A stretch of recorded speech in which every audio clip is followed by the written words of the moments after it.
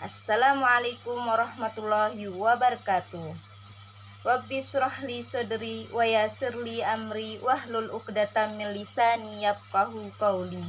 Allahumma sholli ala sayyidina Muhammad wa ala alihi sayyidina Muhammad. Sebelum kita lanjut ke videonya, bagaimana kabarnya semua anak-anakku yang ada di rumah? Semoga semua dalam keadaan sehat walafiat, selalu semangat dalam belajar. Nah, pada kesempatan kali ini saya akan berbagi tips belajar yang efektif di rumah. Oke, ada beberapa tips ketika kita ingin belajar supaya dalam proses belajar kita memperoleh apa yang kita inginkan dan tujuan belajar itu sendiri.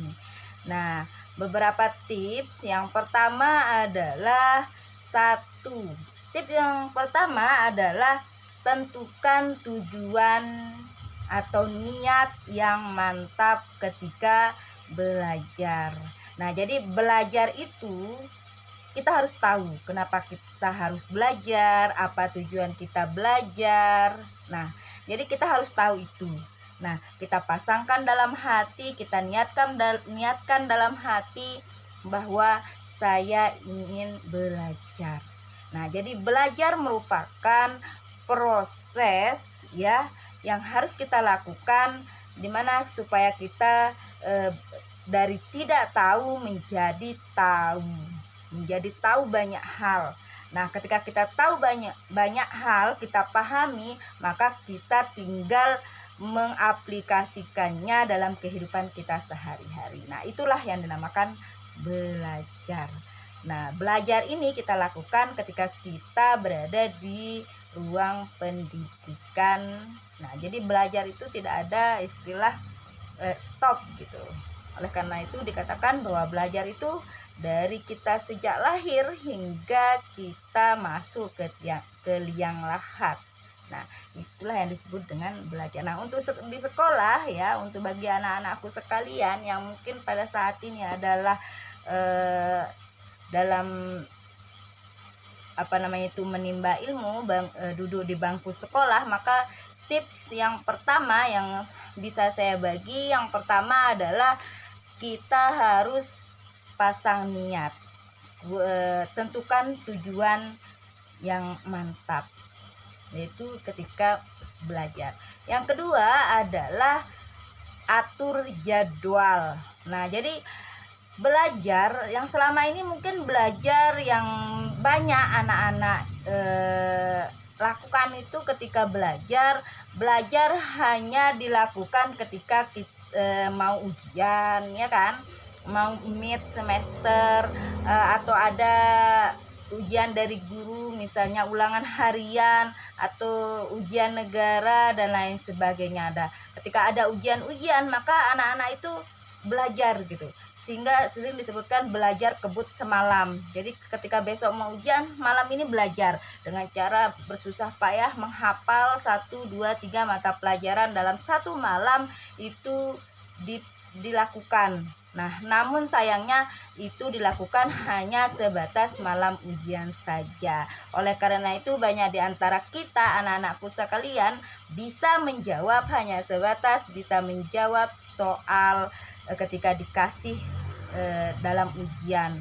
Nah, ketika kita melakukan metode belajar hanya kebut semalam, di mana kita lakukan itu tidak rutinitas, maka itu tentunya hanya sebatas bisa jawab soal, namun itu mudah dilupa ya. Jadi untuk beberapa hari setelahnya itu bisa dilupa kembali gitu. Kalau kita lakukan belajar itu hanya sebatas untuk jawab soal, hanya sebatas bisa menjawab ya, atau bisa dikatakan belajar kebut semalam ya.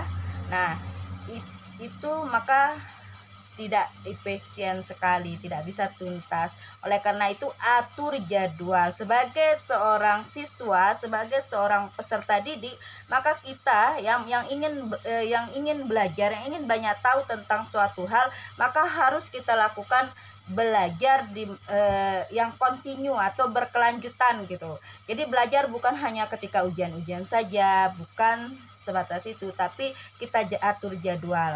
Ya, jadi sebagai seorang siswa buat jadwal gitu, buat jadwal. Setelah ada jadwal, maka taati jadwal yang kita buat itu. Misalnya ya, jadwal misalnya secara umum, misalnya dari pagi ya pergi ke sekolah, pulang sekolah, istirahat ya, jam bantu orang tua, jam les, itu sudah ditentukan gitu, terjadwal. Nah, sampai menjelang malam harus belajar 20 menit ya, membaca buku. Ujian itu dilakukan secara rutinitas setiap harinya. Misalnya sebelum menjelang tidur ya, silakan baca buku 20 menit, baca saja, itu cukup, baca saja. Nah, ketika membaca buku ya, buku yang akan dipelajari besok kita baca, otomatis mengingatkan kita penjelasan yang dijelaskan oleh guru di sekolah. Nah, ketika itu maka mengingatkan kita ya kan, oh ini yang dijelaskan oleh guruku kemarin. Nah, ketika ada hal-hal yang kurang dimengerti ketika kita membaca kembali ya, maka bisa ditanyakan kembali besok, bisa didiskusikan sama teman dan lain sebagainya. Nah, jadi ini dilakukan secara rutinitas atau kontinu ya. Nah, setelah itu tips yang kedua. Yang selanjutnya, tips yang ketiga adalah membuat ringkasan. Nah, di dalam belajar ya, ketika dalam belajar kita membuat ringkasan. Misalnya dalam satu buku ada beberapa bab. Nah, satu bab itu kita buat ringkasan atau inti-inti pembahasan. Itu dibuat ringkasannya, ditulis kembali ya. Misalnya ditulis kembali di sebuah lembaran, sebuah kertas, inti yang dibahas itu ditulis kembali gitu. Nah, dibaca ya, dipahami. Nah, dan usahakan bahwa tips ya yang selanjutnya selain membuat ringkasan, yaitu usahakan belajar itu bukan hanya sebatas menghafal tapi memahami. Beda kalau kita belajar hanya sebatas menghafal, itu lebih mudah hilang. Tapi kalau kita selain menghafal juga memahami, maka itu lebih melekat, lebih bisa tidak mudah hilang gitu. Itu bisa diingat kembali di lain waktu gitu, ketika kita benar-benar memahaminya. Jadi jangan sebatas hafal, tapi juga harus dipahami. Nah, ketika untuk proses memahami, selain membaca, menghafal, juga bertanya kepada teman, bertanya kepada guru. Nah, untuk mendukung kita supaya cepat paham. Nah, ketika kita cepat paham, maka tidak akan cepat hilang apa yang kita ketahui itu. Ya, selanjutnya adalah membuat akronim atau istilah biar cepat hafal gitu ya. Jadinya menghafal itu boleh, hanya saja yang tidak dibolehkan menghafal hanya dalam kurun waktu yang singkat misalnya, dan tidak dilakukan secara kontinu, itu yang lebih cepat hilang. Tapi untuk menghafal dan berusaha untuk memahami dan dilakukan secara rutinitas, maka ini akan lebih mudah bagi kita ya sebagai siswa. Nah, membuat akronim maksudnya singkatan-singkatan. Misalnya ketika menghafal, misalnya dalam misalnya pelajaran akidah misalnya kita mau menghafal nabi-nabi yang termasuk yang disebut dengan nabi ulul azmi misalnya, yang di dalam berdakwah, di dalam kisah mereka adalah termasuk nabi-nabi yang mengalami banyak ujian misalnya, ulul azmi misalnya. Nah, yang mana ya misalnya dibacakan. Nah, di sana ada Nuh misalnya. Nah, disingkat kayak mim, Nuh, Isa, Musa, Ibrahim, Muhammad. Ternyata ada 5.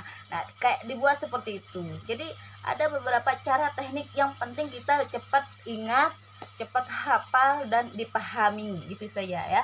Itu termasuk bagian tips-tips supaya cepat ingat sebuah pelajaran gitu. Selain itu ada kadang dikatakan peta konsep ya. Tahu namanya peta konsep? Itu peta konsep ketika kita di hadapan sebuah bab ya, yang agak, kalau di bab itu dibaca kan agak mirip sih ringkasan, cuma kalau peta konsep itu lebih simpel. Misalnya ya, misalnya bahas tentang fiil, nah kita buat aja misalnya fiil. Nah fiil itu pembagiannya ada misalnya ke bawah fiil madi, fiil mudhari, fiil amar misalnya ya. Kita buat sketsanya ya, itu lebih mendukung ingatan gitu. Oh gitu, ketika kita menggambar, ketika kita membuat sebuah peta konsep itu kan lebih mengingatkan kembali gitu ketika kita membaca dan berusaha untuk memahami. Itu disebut dengan peta konsep. Misalnya fiil, oh fiil misalnya mana ya, pulpen misalnya fiil kan, kita buat fiil. Nah ketika ada fiil di garis, ditaruh tanda panah buat kayak peta gitu. Oh kesini fiil madi, kesini fiil mudhari, kesini fiil amar. Nah fiil madi itu dibuat yang singkat-singkat gitu, yang penting mudah dipahami ketika kita belajar gitu. Nah itu disebut dengan peta konsep. Nah selain itu juga beberapa tips itu adalah ya, selain tadi yang pertama, coba saya ulangi ya. Yang pertama adalah niat ya. Jadi kita harus tahu kenapa kita harus belajar, tujuan kita apa gitu ya.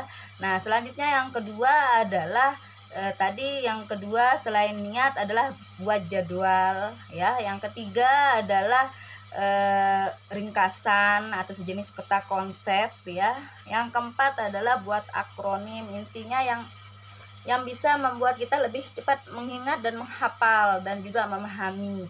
Nah, juga yang tidak kalah pentingnya itu adalah membuat suasana nyaman. Suasana nyaman ini sih kalau menurut saya ini tergantung pribadi kita. Misalnya kalau saya pribadi ya, dulu pas saya belajar saya lebih suka suasana yang tidak ada orang, yang hening. Jadi tengah malam misalnya saya belajar ya, bangun tengah malam. Nah, ini bisa lebih cepat kita ingat kembali. Nah, selanjutnya adalah ini harus dilakukan secara kontinu. Semua tips ini dilakukan secara kontinu, maksudnya secara rutinitas gitu. Jangan hanya semalam dilakukan, tapi setiap malam itu dilakukan ya. Dan bersabar, pantang menyerah. Jadi jangan capek atau gimana, cepat bosan. Intinya ini adalah sebuah yang harus dilakukan ketika kita sebagai siswa atau siswi. Nah, selain itu adalah berdoa ya, berdoa misalnya. Nah, ketika kita bisa melakukan suatu hal yang lebih dari yang lain, maka kita akan mendapat suatu hal yang lebih dari Allah. Misalnya ya, kita mau misalnya sholat duha, kita mau bangun tengah malam, misalnya sholat tahajud, terus buka buku sebentar. Nah, ketika orang lain tidak bisa melakukannya, namun kita mau melakukannya, maka kita melakukan suatu hal yang lebih dari yang lain, maka Allah akan memperlakukan kita lebih dari yang lain. Itu maksud saya ya. Jadi ketika seperti itu bisa dilakukan secara rutinitas, insya Allah kita akan menjadi pribadi yang bisa bukan hanya sebatas pribadi yang banyak tahu tentang suatu hal, tapi bisa menjadikan kita pribadi yang lebih baik lagi, baik secara perilaku maupun secara pengetahuan dan secara tindakan dan lain sebagainya. Oke, mungkin cuma ini tips yang bisa saya bagikan ya. Semoga ini bermanfaat bagi kita semua, bagi anak-anakku semua, bagi semua penuntut ilmu. Insya Allah jika ini dilakukan secara rutinitas berkelanjutan, maka insya Allah ini akan berkelanjutan dan berhasil. Oke, jika video ini bermanfaat, maka jangan lupa ya share ke teman-temannya. Semoga ini bermanfaat ya, dan jangan lupa subscribe ya, like dan share. Nah, jika ini bermanfaat bagi teman-teman sekalian. Oke, cukup Ini dulu ya videonya, sampai ketemu kembali di video yang lainnya. Sekian, assalamualaikum warahmatullahi wabarakatuh.